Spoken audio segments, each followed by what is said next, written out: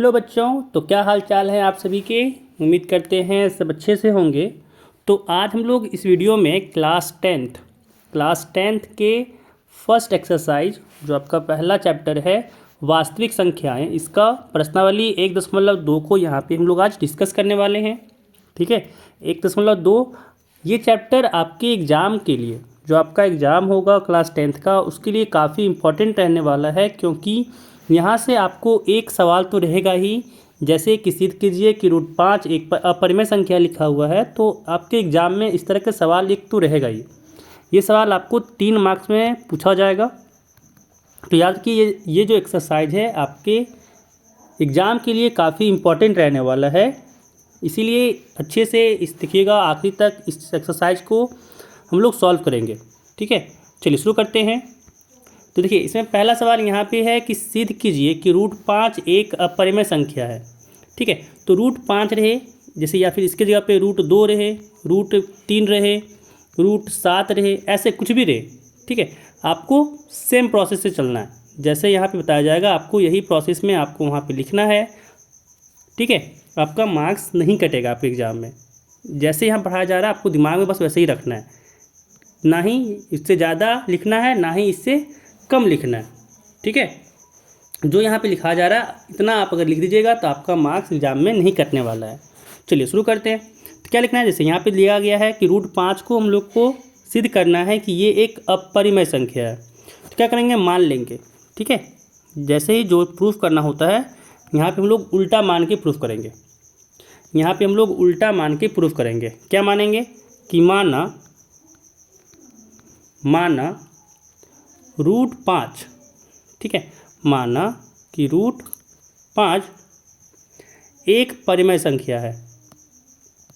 ठीक है, √5 एक परिमेय संख्या है,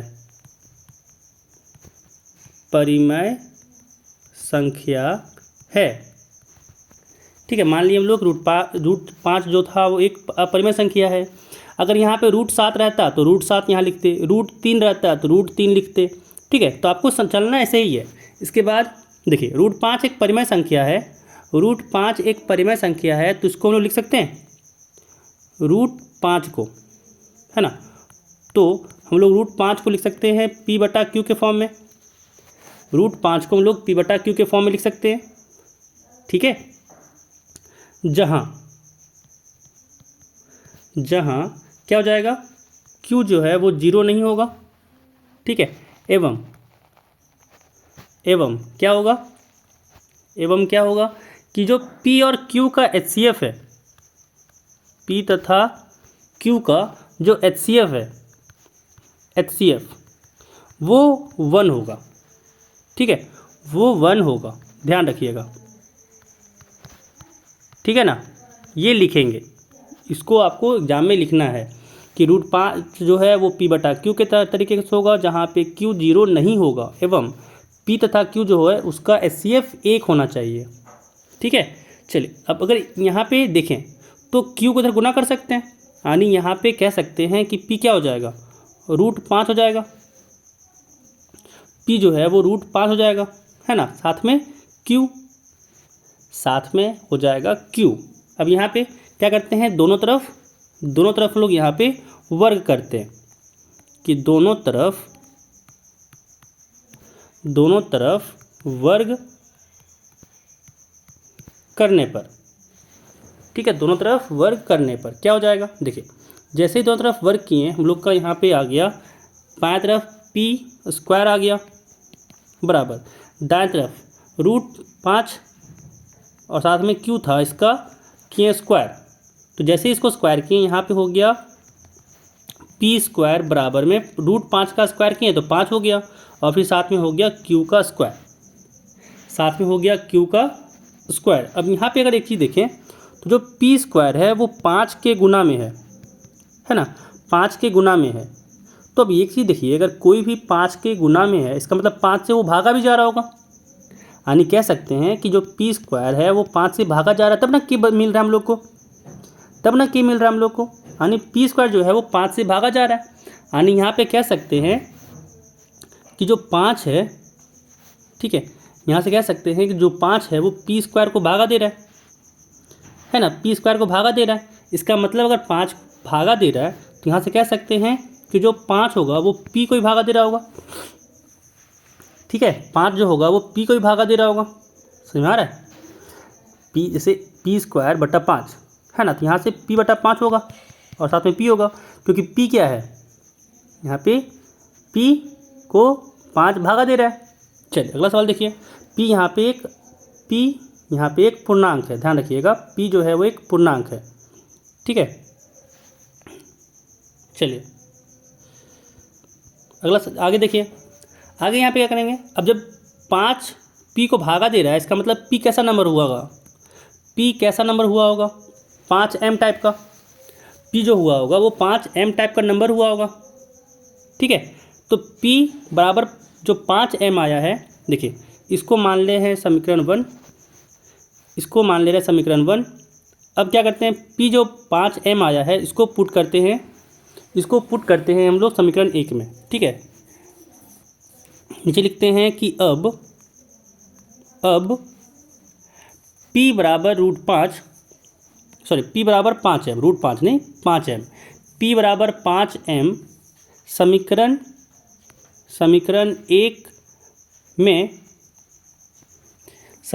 1 में रखने पर क्या मिला, तो देखिए जैसे ही यहाँ पे समीकरण 1 में रखेंगे, इधर हो जाएगा 5m का पावर 2 बराबर 5q²। ठीक है, 5q²। अब देखिए 5 का पावर 2 किए हो गया 25, साथ में आया m² बराबर, यहाँ से हो गया 5q²। 5 से 25 कटा 5 बार में, यानी यहाँ पे आ गया हम लोग का 5m² बराबर में q², 5m² बराबर में q²। अब देखिए वापस यही फॉर्मेट में आ गया है ना। अब देखिए यहाँ पे क्या कह सकते हैं कि जो 5 होगा वो q² को भागा कर रहा होगा, है ना, तब ना अगर m² देखा जाए तो ये q² बटा 5 होगा, मतलब m² कब आया होगा, जब q² को 5 भागा कर रहा होगा। यानी यहाँ से कह सकते हैं कि 5 जो है वो q² को भागा कर रहा है ना। अब जैसे ही q² को 5 भागा कर रहा है, इसका मतलब यहाँ से क्या है कि 5 जो है वो q को भी भागा कर रहा होगा, 5 जो है वो q को भी भागा कर रहा होगा। यानी जैसे ही 5 q को भागा कर रहा है, मतलब q भी कैसा आ गया, 5 का मल्टीपल का नंबर, 5 का जो गुना है वही नंबर आया, जैसे 5, 10, 15, 20 ऐसा कुछ नंबर आ रहा होगा। ठीक है, तो मान लेते हैं ये 5 के टाइप का नंबर है। ठीक है, q जो हो गया वो 5 के टाइप का नंबर है। अब यहाँ पे अगर देखें हम लोग, तो HCF जो p और q का आ रहा है वो कितना आ रहा है, यहाँ 5m है, यहाँ 5 की है, इसका मतलब ये 5 आ रहा है। HCF यहाँ पे 5 आ रहा है, लेकिन हम लोग मान के क्या चले थे, देखिए हम लोग मान के क्या चले थे कि HCF जो हम लोग का होगा वो 1 होगा, है ना, HCF हम लोग का 1 होगा। बट यहाँ पे क्या है, HCF हम लोग का 5 आ गया, HCF यहाँ पे हम लोग का 5 आ गया है। ठीक है, तो यहाँ पे HCF 5 आ गया है, इसी कारण से लिखेंगे अतः हमारी मान गलत है। ठीक है ना, यहाँ पे लिखेंगे अतः हमारी मान जो है वो मान यहाँ पे गलत है। तो हम लोग को मान अगर गलत है तो जो हम लोग माने थे वो गलत होने के बाद क्या कर देंगे, वो जो संख्या है √5 वो अपरिमेय संख्या हो जाएगा, ठीक है, चलिए तो क्या आगे लिखेंगे यहाँ पे कि अतः हमारी मान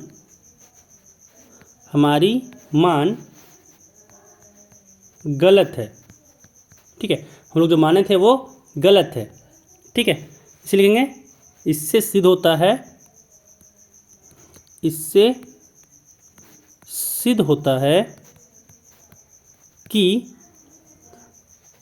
√5, ठीक है, कि √5 एक अपरिमेय संख्या है।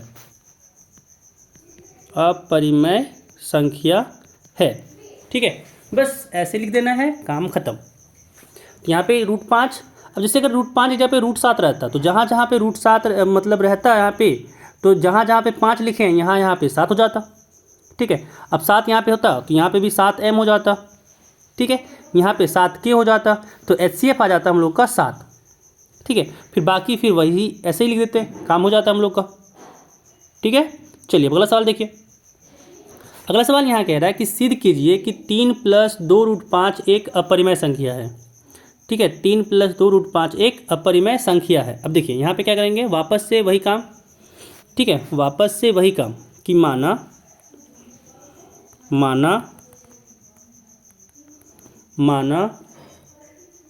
3 + 2√5, ठीक है, एक परिमेय संख्या है, एक परिमेय संख्या है। ठीक है, एक परिमेय संख्या मान लिए हम लोग, एक परिमेय संख्या हम लोग यहाँ पे मान लिए। अब देखिए जैसे ही परिमेय संख्या माने हम लोग, तो यहाँ पे 3/5 जो 3 + 2√5 है वो कैसा नंबर हो गया, p/q का, p/q का नंबर हो गया, जहाँ पे q 0 नहीं होगा, q 0 नहीं होगा। ठीक है, साथ ही साथ यहाँ पे कह सकते हैं कि जो HCF होगा, p और q का HCF होगा, है ना, HCF जो होगा p और q का वो यहाँ पे 1 होगा। आगे देखिए यहाँ पे, तो जैसे ही 1 हुआ यहाँ पे देखिए 3 को उधर भेज सकते हैं, यानी यहाँ पे हो गया 2√5 बराबर हो गया p/q माइनस में 3, है ना। अब यहाँ पे इसको लिख सकते हैं कि 2√5 बराबर में p/q। अब देखिए यहाँ पे सबसे अच्छा क्या करते हैं, LCM ले लेते हैं। जब LCM यहाँ पे लिए हम लोग, तो यहाँ पे हो गया q, यहाँ पे आया p, इधर हो गया -3q, है ना, -3q। अब देखिए यहाँ से क्या आ गया, यहाँ से हम लोग का आ गया कि जो √5 है इस 2 को नीचे भेज सकते हैं, यानी यहाँ पे हो गया p-3q/2q, p-3q/2q हो गया। अब देखिए यहाँ पे अगर हम लोग देखें क्या आया, यहाँ पे अगर वापस हम लोग देखें तो क्या आया, बाएं तरफ जो था, बाएं तरफ हम लोग का आ गया ये √5। हम लोग जानते हैं कि ये अपरिमेय संख्या होता है ना, पीछे भी हम लोग प्रूफ किए कि ये अपरिमेय संख्या है। बट दाएं तरफ देखें तो PQ पूर्णांक है ना, तो पूर्णांक में अगर पूर्णांक घटाएं तो पूर्णांक ही आएगा, और पूर्णांक में अगर पूर्णांक से भागा देंगे तो ये परिमेय संख्या आएगा, यानी दायां तरफ यहाँ पे परिमेय संख्या है, बायां तरफ अपरिमेय संख्या है, दायां तरफ परिमेय संख्या। इसका मतलब यहाँ से कह सकते हैं कि जो बायां तरफ है वो बराबर नहीं है दायां तरफ के, है ना, बायां तरफ जो है वो दायां तरफ के बराबर नहीं है। क्यों, क्योंकि √5 एक अपरिमेय संख्या है ना। यहाँ से लिख देंगे अर्थात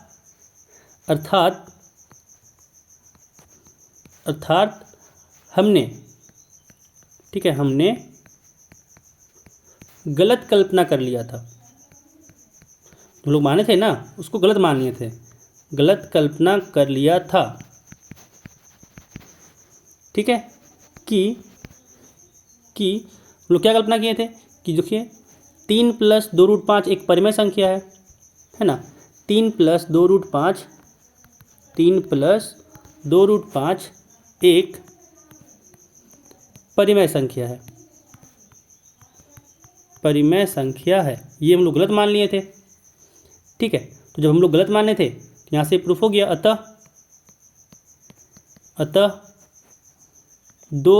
3 + 2√5 3 +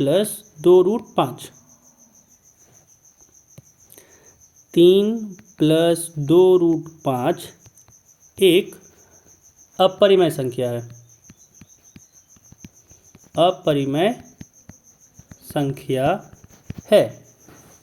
ठीक है, यहाँ से प्रूफ हो गया कि 3 + 2√5 जो होगा वो एक अपरिमेय संख्या है। क्यों, क्योंकि यहाँ पे देखिए LHS जो है वो RHS के बराबर आया ही नहीं।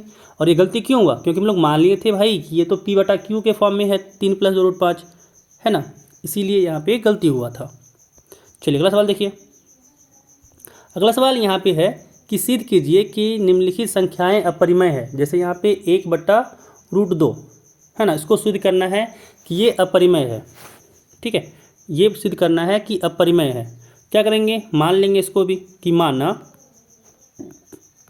1/√2 एक परिमेय संख्या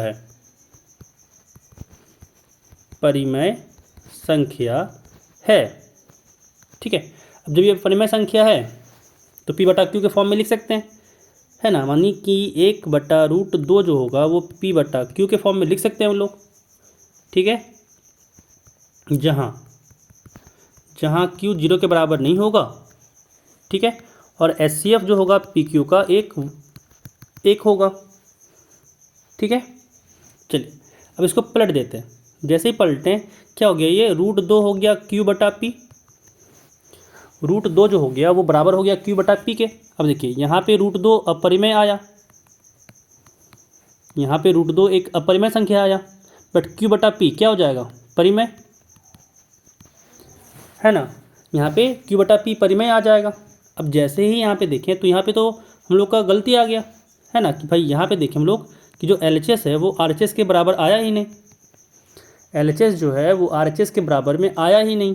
जब LHS RHS के बराबर में नहीं आया तो यहाँ पे क्या लिखेंगे,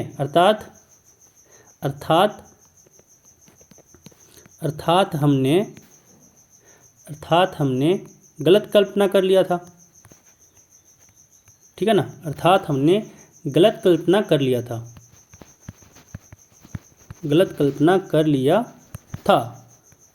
कि 1/√2 एक परिमेय संख्या है, ठीक है, परिमेय संख्या है। अर्थात यहाँ पे क्या लिखेंगे, अतः 1/√2 एक अपरिमेय संख्या है, ठीक है। तो ऐसे लिखना है। इससे हर साल आपको एक क्वेश्चन तो रहेगा ही, ठीक है। एक क्वेश्चन प्रूफ करने के लिए ऐसा रहेगा ही, सिद्ध जिसको करना होगा आपको कि वो एक अपरिमेय संख्या है, सिद्ध कीजिए, ठीक है। एक सवाल तो रहेगा ही। चलिए अगला सवाल देखिए। अगला सवाल में भी सेम यही करेंगे। अगला सवाल में भी हम लोग सेम यही करेंगे। क्या करेंगे, तो हम लोग मान लेंगे, हल में क्या करेंगे कि मान लेंगे, माना 7√5 एक परिमेय संख्या है,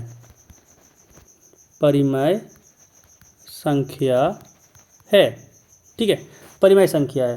और जब परिमेय संख्या है इसका मतलब कि 7/5 है, 7√5 को हम लोग लिख सकते हैं P/Q के फॉर्म में, ठीक है, P/Q के फॉर्म में, जहाँ पे P जो है, सॉरी P नहीं, Q जो है वो 0 नहीं होगा, है ना। और साथ ही साथ HCF जो होगा PQ का वो 1 होगा, ठीक है, HCF जो होगा वो 1 होगा। चलिए अगला सवाल देखिए, सॉरी आगे देखिए क्या करना है ना। तो जैसे ही यहाँ पे हुआ 7 को नीचे भेज दीजिए, क्या हो गया, यहाँ से हो गया √5 बराबर P/7Q। √5 जो हो गया वो P/7Q हो गया। अब देखिए P/Q परिमेय संख्या है, 7 भी एक परिमेय संख्या है, तो परिमेय संख्या को अगर परिमेय संख्या से भाग देंगे तो वापस से परिमेय संख्या आएगा। इसका मतलब क्या हुआ कि बाएं तरफ हो गया आपका अपरिमेय, बाएं तरफ आपका हो गया अपरिमेय, लेकिन दाएं तरफ आपका यहाँ पे आ रहा है परिमेय।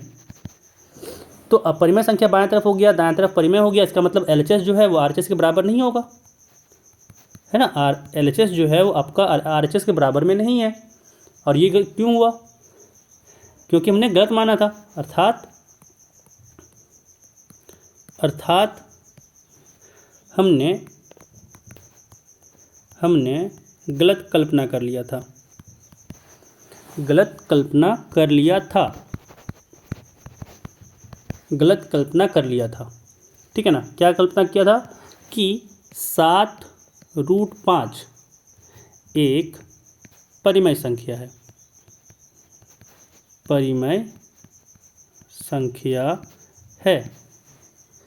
है ना। यहाँ से क्या लेंगे,